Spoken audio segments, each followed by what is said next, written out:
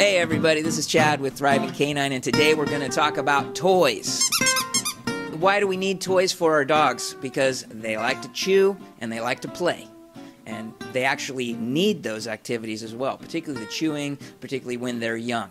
Now, wouldn't it be nice if you could just talk to your dog and you just say, these are mine, these are yours, and these are ours. So first we're going to start with mine. Toys that are mine means off limits to the dog.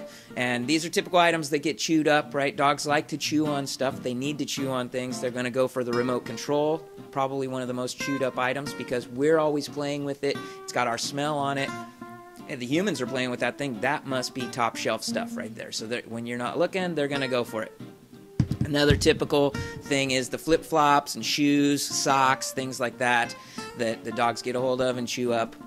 Causes us some distress. The dog has a good time though. They don't know the difference.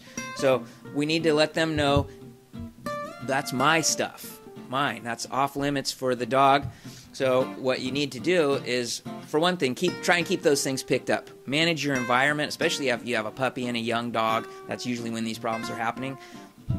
Then what you're going to need to do is redirect them onto their toys, right? So these are yours is what you're going to be telling your dog, right? Mine, now we're going to yours.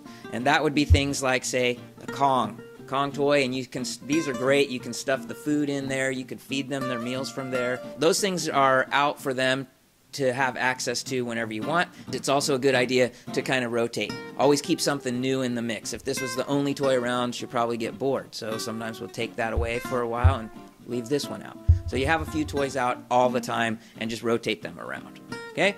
So that takes us from my toys to your toys. And then our final chapter is our toys. And those are toys that the dog is only going to see when we pull these out as a surprise and then we play with the dog. Example, this is one of those furry toys and it does have a little squeaker in there. So the dogs really love this. These are not the sturdiest of things, right? So that's one reason also why choose not to leave this one out, because it won't last very long. They'll just destroy this thing. But like our little dog Missy, she's a little puggle.